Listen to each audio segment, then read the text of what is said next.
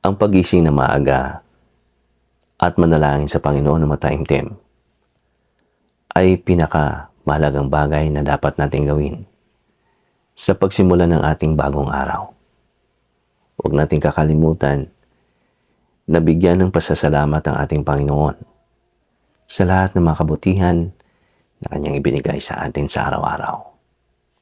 Huwag nating kakalimutan na Siya ay pupurihin at bigyan ng taos-puso na pasasalamat.